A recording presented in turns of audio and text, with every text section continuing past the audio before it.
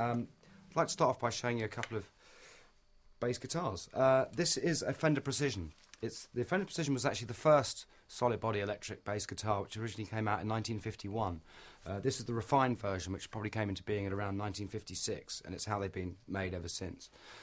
It's the most kind of popular bass guitar in the world. Very much a workhorse instrument. It has one pickup here in the middle of the body, which gives it a very rich, warm sound.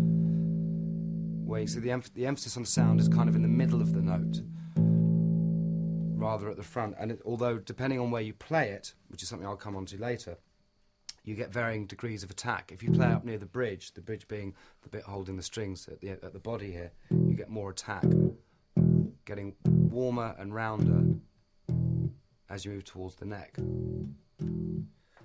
But that's why it's a very popular bass for rock bass playing, as a lot of bass players who play them use a pick, which gives you that front end definition and attack anyway. Another type of bass guitar is the Music Man.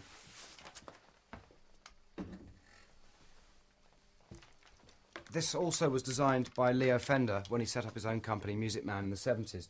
Now, it's a very different sort of beast. Again, it only has one pickup, but it's more designed for the more confident, say, funky bass player, and it has more tone controls.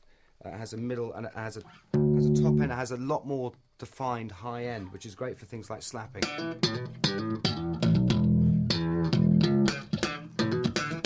So this is more a guitar you want to play once you've become a very confident player, in that you're quite happy to stick out in the mix and be heard.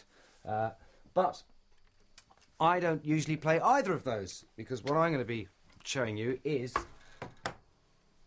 Betsy. Betsy here is a 1964 Fender Jazz bass, which in my eyes is actually the king of all bass guitars. It was designed by Leo Fender in 1960, and again it is made to this day. It kind of has all the same attributes as a Precision, because it has the same... Because it has the same middle pickup. Well, it's different, but it's in essentially the same place. So you get that same lovely, warm, round sound. But it also has this pickup here at the back, which gives it which if you use that, gives you a lot more definition and front end, which means it's a great bass to play if you want to stick out without using a plectrum. See the difference? If you take that pickup off, then you've just got a bright, sharper, more defined type of bass. This particular one, which is my favourite bass ever, right, which I actually used to belong to John Entwistle, who was the bass player for The Who. But it's called Betsy, rather. You should always name your basses after girls, I believe.